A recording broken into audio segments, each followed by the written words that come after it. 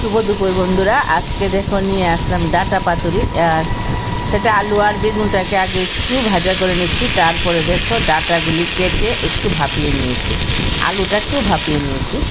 তারপর দেখো একসঙ্গে একটু ভেজে নিলাম, একটু বেশি করে তেলটা দিয়েছি, দিয়ে এখানে পাঁচফোড়ন দিয়েছি, শুধু পাঁচফোড়ন দিয়ে আর খুব সুন্দর করে একটু কষিয়ে নেব। এখন একটু হলুদ আর একটু কালারের জন্য একটু লাল লঙ্কা দিয়ে দিলাম। এখন আস্তে আস্তে ভাজাটা করে নিতে হবে, এটাকে একটু ভালো করে কষাতে করে দেখুন শুকনা করে নিতে হবে। সত্যি খুব ভালো নিরামিষ রান্না, কারণ নিরামিষ বুঝিরা তো সেটা প্রায়ই খেয়ে থাকে তারা। আমার ঘরে তো আছে নিরামিষ, আগের ভিডিওতে তো বলেছি আমার যে আছে নিরামিষ, আর একজন সবসময় ওনার জন্য ডাঁটা পাতুরি হলে তো খুব ভালো হয়।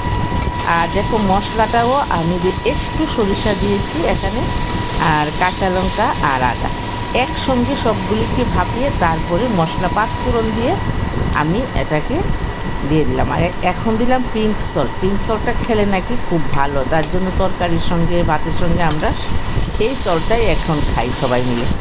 আর পিঙ্ক সল্ট দিয়ে রান্না করলে কী হয়, একটু নুনটা কম লাগে, একটু রান্নাতে একটু নুনটা বেশি লাগে, মানে যে খেলে যে নুনতা নুনতা ভাব এটা অন্য, এই দেখো সল্টটা আছে। আর অন্য তরকারিতে যে আমরা যে নর্মাল নুনগুলি খাই টাটা সল্ট, এইগুলি দিয়ে করলে বা এতটা নুন লাগে না, কিন্তু পিঙ্ক সল্ট দিয়ে একটু নুনটা বেশি লাগে। এখন এখানে দেখো সরিষা আর কাঁচা লঙ্কাটা বেটে নিলাম, গ্রাইন্ডারে গ্রাইন্ড করে নিয়েছি। আর এখন দিয়ে দেবো এই সরিষা বাটাটা। এখানে কাঁচা লঙ্কা আর সরিষা নিয়ে একটু ভালো করে বেটে নিলাম। আর পাতুরি মানে একটু সরিষা লাগবে। আর আমি দিয়েছি হলুদ সরিষাটা, আর আজকে লাল সরিষাটা দিইনি, হলুদটাই দিয়েছি। যে একটু সুন্দর হলুদ হলুদ কালার হয়ে গেছে। আর একদম আগে ভাপিয়ে নেওয়াতে রান্নাটা খুব তাড়াতাড়ি হয়ে গেছে। এখন তো আস্তে আস্তে করে একটু নেড়ে টেড়ে কষিয়ে নেব সুন্দর করে।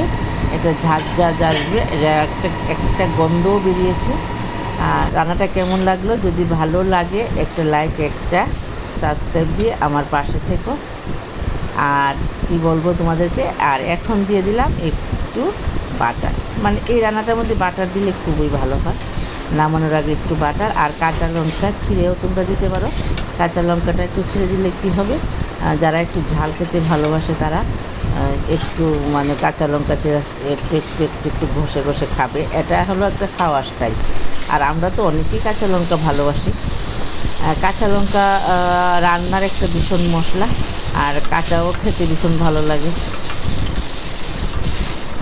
আর দেখো এখন মোটামুটি হয়ে আসছে রান্নাটা। আশা করি বন্ধুরা তোমাদের ভালো লাগবে। নিরামিষ রান্নাটা আমার চ্যানেলে একটু বেশিই পাবে, কারণ এটা কমন রান্না, আমার সবসময় করতেই হবে, এক বেলাও চলবে না নিরামিষ রান্না না হলে। আস্তে করে দেখো স্টিলের বাসনটাতে নামিয়ে নিলাম। বাই বন্ধুরা।